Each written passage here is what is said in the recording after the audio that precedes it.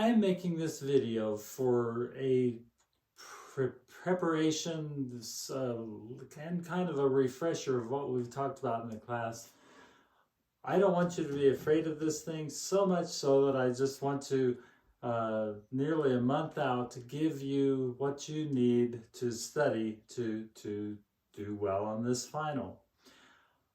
I remember when I took a math class and I had an oral final staring me in the face. And what I did was I went the week before the final and I wrote down the important stuff. And it wasn't, basically I had a story to tell.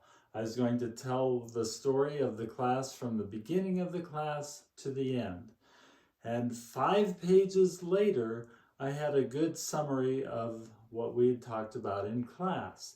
And I kind of want to do that with you here. You can do the notes, you can do all the writing, but I want to talk about what did we start with in class. And as you remember, to tell the story, we started with once upon a time there were functions. And these functions, we had a definition for that. And if you remember, the definition had the words exactly one. And I just want to remind you of that definition. We basically said every value in the domain goes to exactly one value in the range. We called that the vertical line test and all that. But the words exactly one figure very prominently in that definition. I'm going to be asking you that definition. We also talked about domain and range, and especially the concept of slot. And I want you to be very diligent to remember what I'm talking about there. That had to do with, a function of x. That x was in a slot, and f told that x to do maybe squared, cubed, subtract 5, whatever it was. F told what was inside the slot to do something, and that was how functions and is how functions work. Excuse me.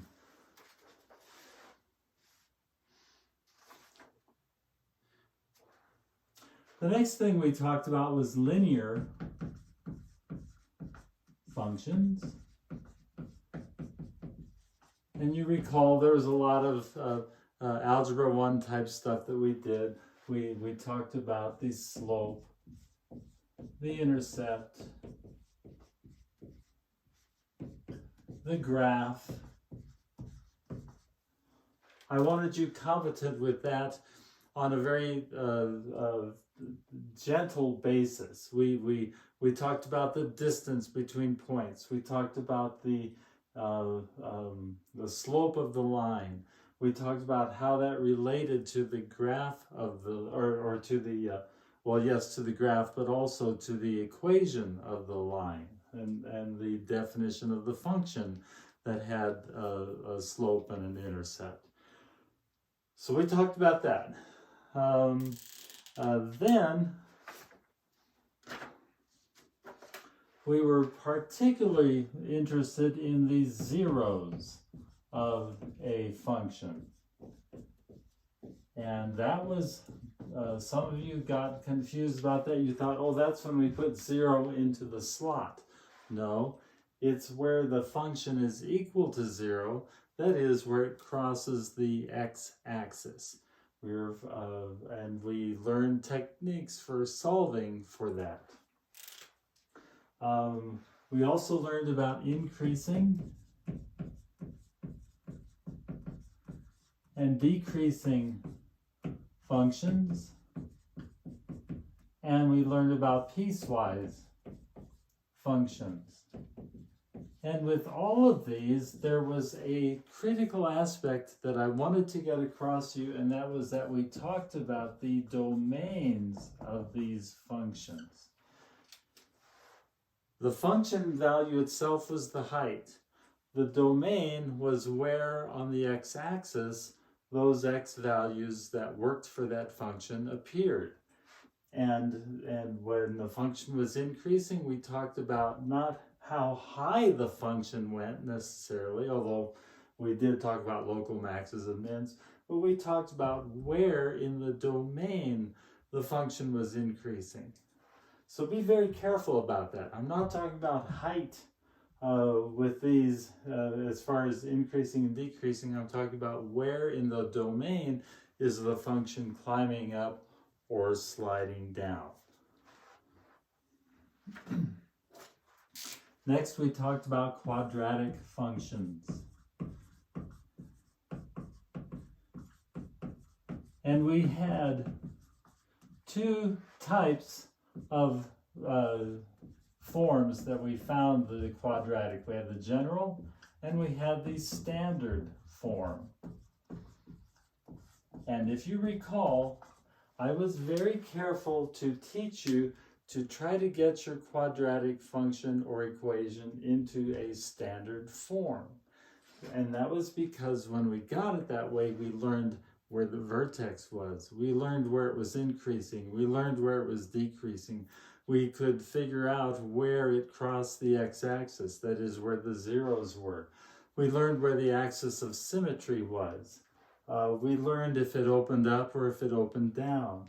There were just so many things. We basically could go from the standard form and boom, draw the graph. It was that fast. Couldn't do it with the general form. So please recognize both kinds of forms and be ready, because I will ask you, I want to see you complete the square. And I want you to be able to tell me what we know from that. Next, we talked about polynomials. Now I'm skipping a few things. I'm going to skip the complex numbers and things like that. But we talked about polynomials. We talked about the fundamental theorem of algebra. And you may recall that that's that theorem that says for every polynomial of degree 1 or greater, we have at least one 0 that's in the complex numbers. It was a very general thing, but think of at least one with this fundamental theorem of algebra. And we learned about polynomial division. I may very well ask you to do a polynomial division problem. Something like x squared minus 5x plus 2 divided by x plus 3. And do that polynomial division. That's a very easy one.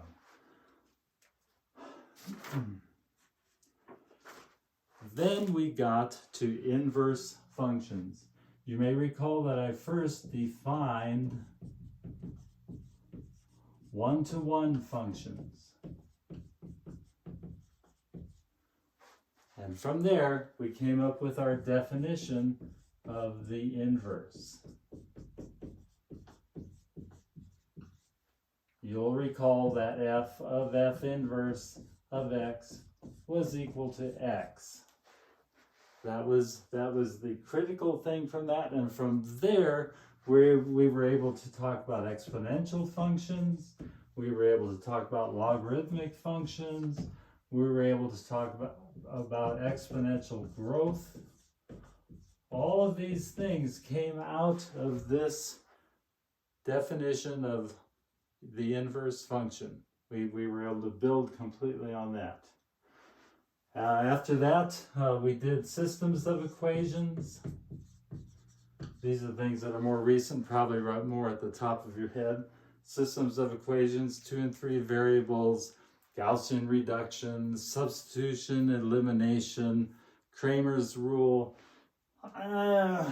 Will I ask you about that? Probably not, because these are more incidental. It's these guys up here that are the corpus of what we really have talked about.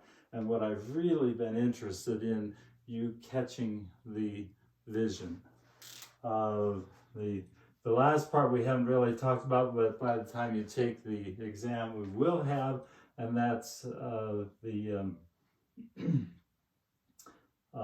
series or sequences and series.